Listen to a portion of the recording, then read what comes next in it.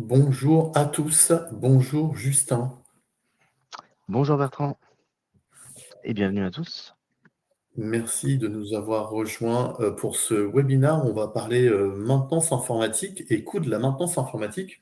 Alors, on dit maintenance informatique parce que c'est encore un terme qui est souvent utilisé. On va dire que le terme plus précis, c'est plutôt l'infogérance. Donc, on est ensemble pour une demi-heure à peu près. L'objectif, c'est de partager effectivement notre retour d'expérience et celle de Justin sur le sujet. J'espère que vous nous entendez bien. N'hésitez pas à nous mettre un petit message pour nous préciser si tout va bien. Justin, je te laisse te présenter. Oui, avec plaisir. Pour ma part, je suis Justin, le responsable du support chez Provexio. Donc en gros, c'est moi qui vais piloter aujourd'hui l'équipe du support Provexio. L'idée, c'est que nos clients infogérés peuvent contacter le support et nous, on va s'assurer de gérer leurs différentes demandes, les petits imprévus, tout ce qui va pas s'anticiper en matière d'informatique. Et c'est exactement ce qu'on va vous partager aujourd'hui, les coûts qui sont pas forcément bien maîtrisés et heu et Bertrand va vous expliquer ça plus en détail. Donc, je suis donc Bertrand Duménil. Moi, je suis directeur marketing de Provexio. On va pouvoir donc avancer directement notre présentation parce que je sais que votre temps est compté. Alors, vous pouvez nous poser vos questions dans la partie chat ou dans la partie questions. Et j'espère que vous nous entendez bien. Premier sujet, le constat. Le constat, en fait, c'est tout simplement le fait qu'aujourd'hui, on a un sujet autour de la maintenance informatique et de l'infogérance, c'est que c'est parfois pas si simple que ça pour les clients de se rendre compte de ce qu'il y a réellement dans leur contrat et des fois des écarts qu'il peut y avoir entre le, le coût réel de la facture et puis ce qu'on constate en fin d'année. Et donc, l'idée, c'est d'arriver effectivement à mettre le doigt sur la comparaison qu'il peut y avoir entre ce qu'il y a sur le papier et le coût réel que ça représente en fin d'année. Et donc, notamment toute la partie qui est cachée et que l'on ne voit pas dans le coût de la partie infogérance. Et donc, la fameuse partie cachée de l'iceberg. Donc, les coûts cachés, ceux qu'on ne voit pas, l'idée, c'est de pouvoir les identifier. Donc, ça peut être les arrêts d'activité, ça peut être des décisions IT floues. Alors, Justin rentrera dans le détail de tout ça après. Ce qu'on appelle aussi la dette technique et le bricolage interne. Donc, voilà pour nous les quatre, je dirais, briques de services finalement ou de coûts cachés qui sont mal identifiés dans les entreprises et sur lesquels on va vous aider à mettre le doigt. Et donc, Justin, notamment, est-ce que, on peut, rentrer un peu plus dans le détail de ces différents coûts, qui sont mal identifiés et notamment, tout simplement de ton retour d'expérience? Hem, l Comment est-ce que quand est-ce que tu constates des arrêts d'activité? D'où ils proviennent? Quels sont les coûts induits? Voilà, quelle est ton analyse sur cette partie-là? Mais ouais, tout à fait, parce que, étant donné qu'on va traiter les incidents des clients, donc c'est ce qu'on va voir un peu tous les jours, tous les différentes cas de figure et là, notamment, ce qu'introduisait, Bertrand, c'est la partie arrêt. Donc quand l'entreprise tombe à l'arrêt, donc comme c'est indiqué, ça peut vite monter au niveau du coût. Donc là, on estimait en moyenne à 1 500 € par heure pour une entreprise de 50 personnes. Donc ça peut sembler abstrait, mais en fait, quand vous arrivez le lundi matin et que vos serveurs sont à l'arrêt, malheureusement, plus personne peut travailler. Vous contactez le support et c'est là qu'on va intervenir, qu'on va dépanner votre serveur dans les meilleurs délais. Mais ça peut vite monter et chiffrer à partir du moment où plus personne ne travaille. Et ça, on l'anticipe pas forcément et c'est souvent comme ça que ça se présente. Donc, ça peut aller par exemple, du serveur, qui n'est plus disponible le jour où vous faites la saisie de paye et là, vous vous retrouvez avec, toute l'équipe, comptabilité qui est bloquée et qui ne peut pas intervenir, dans leur cœur de métier. Les causes techniques, Justin, alors sans rentrer dans les détails techniques, mais c'est quoi concrètement? C'est quoi les dérives qui peuvent arriver, qui font qu'un serveur ou un poste essentiel dans l'entreprise s'arrête, Ah, par ça peut exemple? être tout simplement, aussi bête que ça puisse paraître, mais un orage. Un orage qui aura un impact, sur l'infrastructure électrique de l'entreprise, avec un onduleur qui est plus forcément, bien maintenu et ça va engendrer tout simplement une coupure du serveur. Donc on s'en rend compte malheureusement en arrivant à l'entreprise et on se rend pas directement compte que c'est l'onduleur ou le serveur, on voit juste qu'on n'a plus accès à rien et là on reste, généralement dans le flou, tant qu'on n'a pas eu l'équipe support. Ça peut Donc être une panne électrique. un onduleur, ça a une durée de vie, hein, il y a derrière, il y a une batterie et donc il y a une durée de vie. Ça peut être aussi un serveur qui n'est plus sous maintenance ou qui n'est plus sous garantie, C'est qui est ça. mal suivi. Ça peut être un serveur qui est plus sous maintenance avec une pièce qui est lâchée, qui a pas été, bien supervisée, donc le serveur n'est plus sous garantie, une pièce a lâché et on se retrouve, vite dans l'urgence dans ces moments-là. OK, très bien. Ouais, il faut savoir en fait que notamment, quand on est sous infogérance, en tout cas c'est le cas chez Provexio, on a des alertes, qui remontent, parce qu'on a un système de monitoring et donc on a des informations, sur les potentielles pannes serveurs avant que cela n'arrive.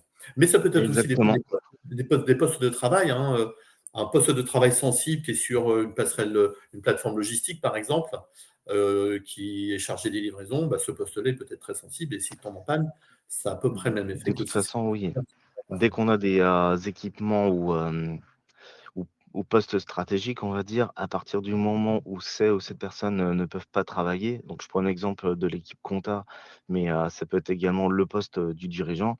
Si le poste du dirigeant ou du commercial lâche, on se retrouve directement avec une perte d'activité et on est bien ennuyé pour continuer sa journée.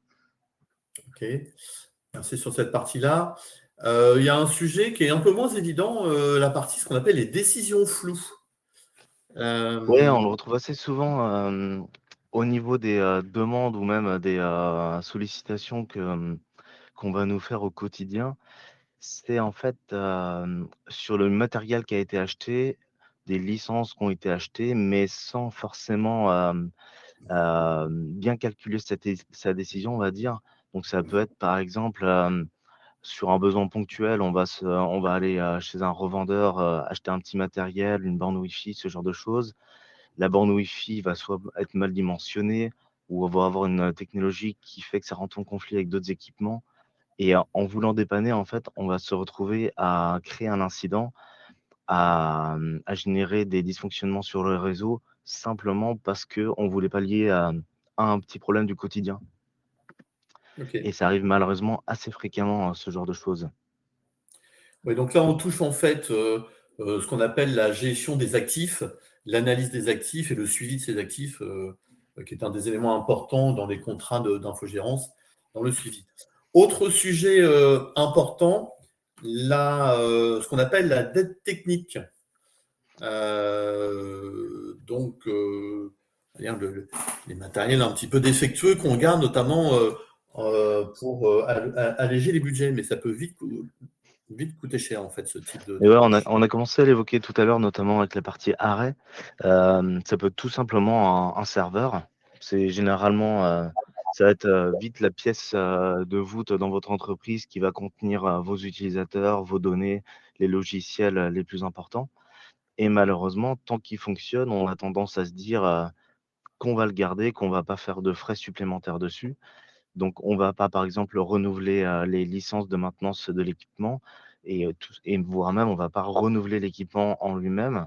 Sauf que quand vous vous retrouvez avec une panne dessus, il va pas être pris en charge par le constructeur et on va se retrouver avec, des délais supplémentaires, pour le dépanner, voire tout simplement des pièces qui n'existent plus et quand c'est comme ça, vous vous retrouvez dans l'urgence à commander un nouveau serveur, donc ça rajoute du délai, de l'interruption de service et vous pouvez être, à la fois dans le flou et avoir des coûts qui augmentent, drastiquement le temps qu'on vous dépanne. Oui, puis ce dont tu me parles aussi régulièrement, c'est souvent le maillon faible, c'est le fameux switch, qui est dans un coin, dans un bureau qu'on a oublié parce que, bah, grosso modo, le switch permet de connecter au réseau. Bon, bah, voilà, il fonctionne, tout va bien. Mais il est aussi sensible, bon, finalement, il est aussi sensible que le serveur et souvent, c'est un peu le maillon faible du réseau. Et ouais, parce qu'il va s'assurer que tout le monde soit connecté et ait accès aux différents équipements. L'ennui, c'est que, soit on va pas avoir un switch, auquel on a accès à distance. Donc le fait d'avoir un accès à distance au switch, on va savoir exactement qui est connecté, savoir s'il y a un élément du switch, qui dysfonctionne, s'il y a un câble réseau qui est défectueux.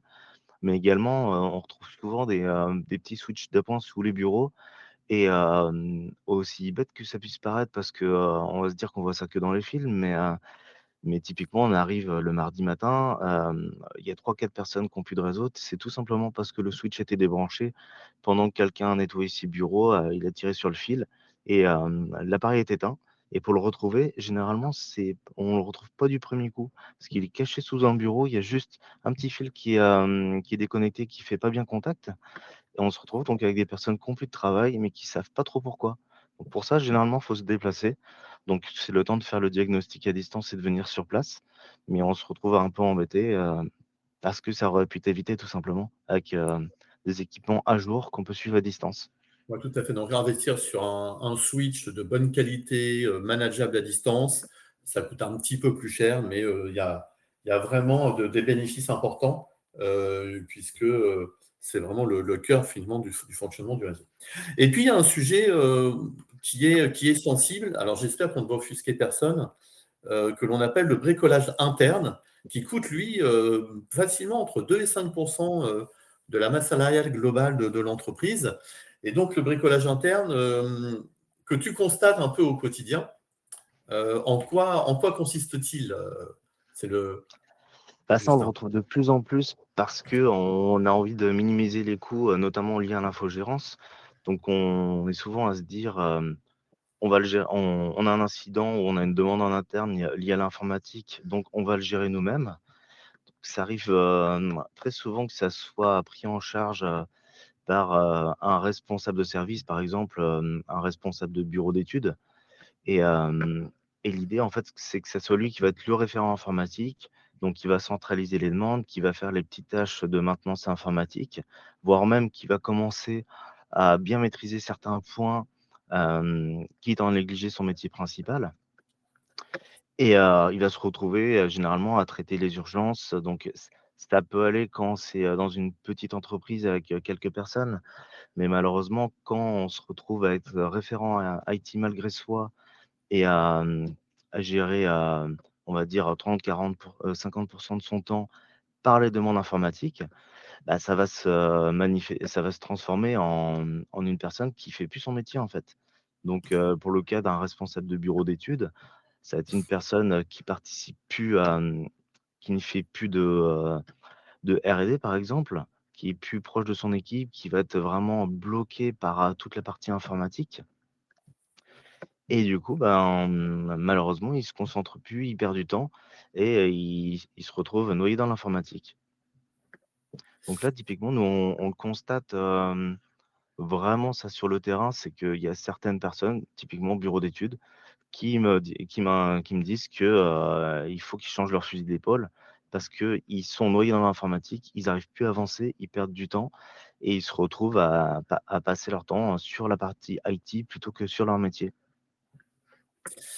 OK. Ouais, alors ça, c'est effectivement un grand classique et puis au final, on a 2 postes en souffrance, 2 postes qui sont mal tenus et de l'insatisfaction sur la productivité, le résultat obtenu par les autres collaborateurs. Donc, l'idée, hein, c'est qu'avec un véritable infogéreur, qui vous accompagne, c'est de pouvoir redonner du souffle à ce type de personnes qui ont pris en charge l'informatique, bien sûr. Alors, hem si on veut bien comparer les solutions IT, on peut vite arriver à ce type de constat. On a effectivement trois sociétés différentes avec une facture IT, on voit, qui est pratiquement du simple au triple entre la PME A et la PME-C. Et en fait, quand on cumule au fil de l'eau les temps d'arrêt, le temps que ça prend en interne. Alors, le temps que ça prend en interne par quelqu'un qui s'en occupe un peu, ça peut être très, très vite en termes de coûts. Les achats et les pannes, non préparées, mais finalement, on se rend compte qu'un contrat peut être beaucoup plus attractif en termes de budget mensuel mais qui ne comprend pas bien et qui n'a pas un périmètre bien défini sur tous les sujets que l'on vient d'aborder, au final, en fin d'année, peut revenir à un budget extrêmement important et peut-être aussi de l'insatisfaction. Donc, bien analyser les contenus des contrats. Et d'ailleurs, à ce propos, on a préparé des fiches pratiques pour bien comparer les solutions et ne rien oublier quand éventuellement vous vous apprêtez à changer de partenaire. Alors, cette simulation, vous pouvez la faire vous-même, hein. Vous prenez votre facture IT informatique annuelle, vous prenez les coûts des arrêts, donc vous prenez 1 heure d'arrêt. Alors, en général, on s'en souvient quand il y a eu des arrêts, parce que ça marque l'entreprise, hein. Malheureusement. On en entend parler. Donc, vous prenez les heures d'arrêt multipliées par la masse salariale horaire et par rapport et multipliées par le nombre d'effectifs. Le fameux bricolage interne, nous, on constate que ça peut aussi aller très, très vite, hein. Ça peut être 2% du temps multiplié par la masse salariale annuelle, hein. Les coûts peuvent être très élevés. Et puis, rajouter tout ce qui est achat non planifié, tout ce qui n'a pas été budgété, les pannes qui arrivent rapidement et qui ne sont pas prévues et qui souvent coûtent plus cher. À ce sujet, je tenais à attirer votre attention sur un élément important, c'est les problèmes actuellement de disponibilité des serveurs neufs, des temps de livraison et des coûts également.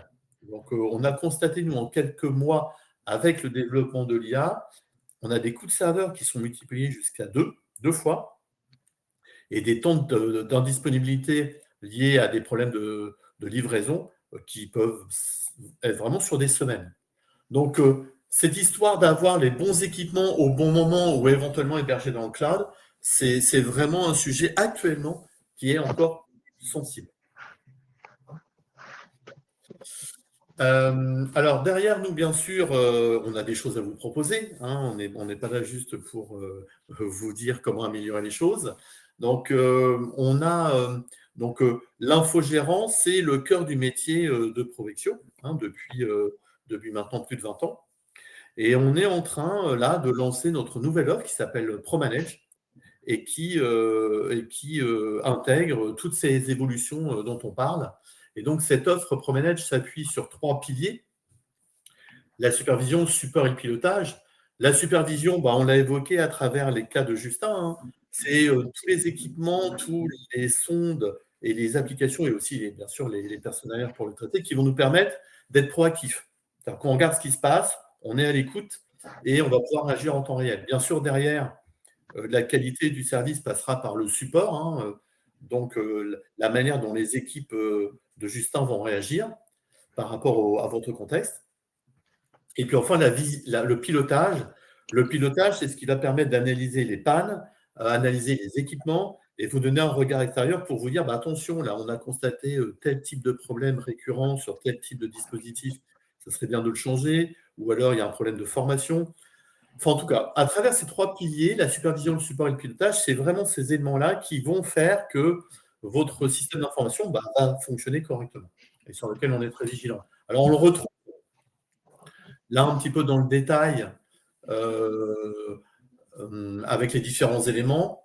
Donc, tout ça pour dire en fait que les différents services que l'on propose s'appliquent à l'ensemble de votre infrastructure.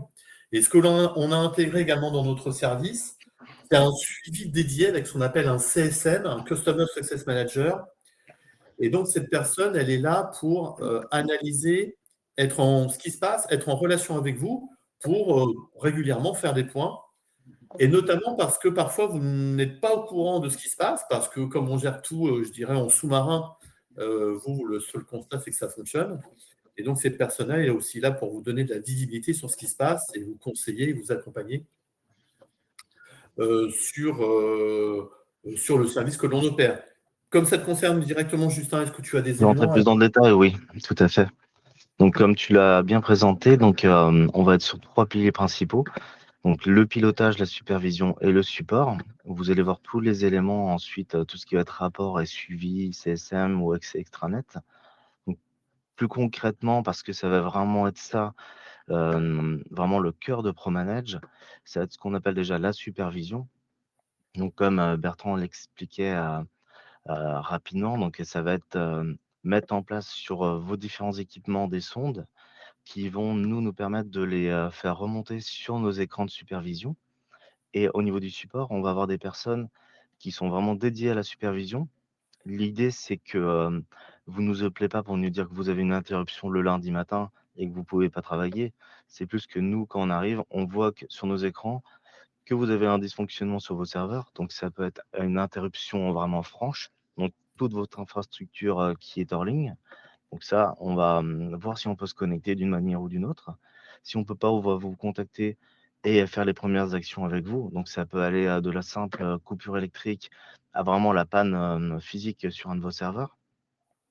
Mais également, on va anticiper tout ce qui est, saturation d'espace disque, manque de mémoire, manque de ressources, de calcul sur vos serveurs et pour tout ça, on sera disponible. Donc l'idée, c'est que vous ayez pas à remarquer, en milieu de semaine que vous avez plus de place sur vos serveurs, c'est nous qui allons vous le faire remarquer. Soit on va intervenir pour, directement faire du nettoyage de fichiers obsolètes, soit on va vous contacter pour vous guider et voir qu'est-ce qui peut être fait pour récupérer de l'espace ou voir s'il faut, justement, aménager, des disques supplémentaires, par exemple, sur votre serveur. Pour la partie support, ça va être, vraiment, ce qui va, être le plus concret pour vous, je dirais. C'est, que les utilisateurs vont pouvoir nous contacter, ils vont avoir un réel interlocuteur humain. On va écouter leurs besoins, leurs problématiques. Ça va pas être uniquement un mail, ou un petit message qui va partir dans le vide. L'idée, c'est qu'on réceptionne leurs demandes et on va vraiment les traiter au cas par cas avec, des messages et des retours faits au cas par cas, que ce soit par mail, par téléphone. On va s'adapter à leur niveau technique et faire en sorte, qu'ils aient l'impression qu'ils aient, le salarié de l'entreprise qui soit là pour répondre à leurs besoins. Et donc, comme le précisait Bertrand, la partie pilotage, c'est également ça qui va changer notre relation. C'est que au delà de faire la supervision et le support, on va être là pour être les pilotes dans l'avion. Donc on va vous mettre à disposition des tableaux de bord, des indicateurs, un accès potentiellement à nos outils et on va être là pour suivre votre IT, répondre à vos besoins, et effectuer des points réguliers avec vous pour, adapter notre fonctionnement si c'est nécessaire, voir quelles sont vos problématiques récurrentes et donc les traiter pour éviter que, elles surviennent à nouveau et que vous soyez impacté au niveau de votre métier. Donc comme Bertrand vient de l'amener et que c'était la suite, ça tombe, vraiment parfaitement. C'est le rapport mensuel que vous allez recevoir. Donc ça faisait partie donc des points de ProManage. Donc l'idée, c'est que mensuellement, vous allez recevoir un rapport et l'idée du rapport, c'est pas que vous soyez noyé dans des chiffres à ne plus rien y comprendre, c'est vraiment, vous mettre les indicateurs clés de l'activité que vous avez auprès du support Provexio. Donc là, comme on peut le voir sur le petit encart, ticket, ça va être le nombre de demandes, ouvertes et fermées par le support. L'avis de vos utilisateurs, donc soit, de tous les utilisateurs si tout le monde peut ouvrir des tickets, ceux du référent interne si vous avez décidé de, laisser le support accessible que pour une personne et à chaque fin de ticket, si vous le souhaitez, il y a une enquête de satisfaction qui part et donc vous avez possibilité de nous dire si vous êtes satisfait ou non et dans tous les cas, vous êtes recontacté dans le cas d'une insatisfaction. Oui, donc on voit bien Vous avec êtes tout ça, c'est vraiment notre outil de suivi et de relation avec vous sur des bases, fiables, objectives avec de la donnée, quoi. Exactement et vous aurez également le détail et donc en plus du nombre de tickets ouverts par jour, vous saurez sur quel secteur donc vous saurez par exemple si vous avez, des pannes sur la partie lien internet. Vous aurez, le nombre de postes qui remontent dans votre inventaire de postes ou serveurs et le nombre de mises à jour qu'on a réalisées, au niveau de la supervision. Sachant que vous aurez bien sûr plus de détails dans des petits rapports annexes, en plus de ce rapport général. Parfait. Alors, il y a un élément qui est super important. Alors moi, je le vois parce que, comme toi, je regarde, qu'est-ce qui se dit sur notre service. Et c'est vrai que, in fine, ce qui importe souvent, au niveau des dirigeants d'entreprise, bah, c'est tout simplement le ressenti des collaborateurs. Effectivement, il faut que le système d'information fonctionne et c'est ce que les collaborateurs vont dire aussi du service. Et là, bah, moi j'insiste, alors c'est plus facile pour moi de le dire parce que toi ça te concerne directement, mais je trouve vraiment que chez Provexio, l'équipe technique se met toujours à disposition, on ne prend pas les gens de haut. Souvent, les gens qui appellent sont en situation un peu de stress parce qu'ils sont face à une problématique technique. Et déjà, la manière dont on les accueille pour répondre à leurs attentes est déjà un élément super important. Et bien sûr, après, on va jusqu'à la réalisation. Et là, on a vraiment un taux de satisfaction qui est extrêmement élevé. À plus de 95%, on a vraiment un haut niveau de satisfaction. Et donc, ça, on le calcule en temps réel auprès de 400 clients que l'on infogère à ce jour. Donc voilà. Et puis pour finir, donc on est dans le timing, hein. Hormis le fait de voir ta photo, Tu me donc flattes. au niveau de la chevelure, on voit qu'il y a eu une évolution. Euh, Là, c'est quand tu sortais de prison, là, à ce moment-là. Exactement. Et donc, bien sûr, on est à vos dispositions pour répondre à vos questions si éventuellement vous en avez. Et là, à travers le QR code que vous avez à l'écran, vous pouvez vous rendre sur une application en ligne qui va vous permettre d'évaluer à travers 15 questions, c'est très simple, hein, ça se fait en 2 minutes, s'il y a des signaux qui pourraient vous faire dire que bah, ça vaudrait peut-être la peine que je change d'infogéreur, ou en tout cas que je me pose la question d'aller voir éventuellement un autre infogéreur, comme pour Vexio bien sûr. Donc, je vous laisse faire ce test et puis ça vous permettra d'y voir un peu plus clair sur le service que vous êtes en droit d'attendre de votre infogérance. Et puis peut-être que vous allez vous rendre compte que vous avez déjà un très bon partenaire et à ce moment-là, tout va bien. Voilà. Moi, je n'ai rien d'autre à ajouter. Justin, est-ce que tu souhaitais ajouter quelque chose? Non, j'ai hâte de voir si il y a des retours à ce questionnaire. Et l'idée, oui, c'est que vous sachiez mieux qu'est-ce que vous payez concrètement au niveau de votre infogérance et que vous puissiez voir justement s'il y a besoin de prendre un infogéreur dédié parce que vous vous rendez compte que vous perdez potentiellement beaucoup de temps à faire de l'infogérance. Et c'est ça qui peut vous aider au travers de ce questionnaire, sachant que vous serez recontacté par une personne dédiée à l'issue de votre retour, si je ne me trompe pas, Bertrand. C'est exactement cela. Eh bien, a priori, il n'y a pas de questions. Bah, merci à tous pour votre participation. Pour une fois, on a tenu notre timing. On avait dit une demi-heure, on est à une demi-heure. Merci à tous. Bonne journée, bon appétit et à bientôt. Merci beaucoup. Merci à tous, à bientôt.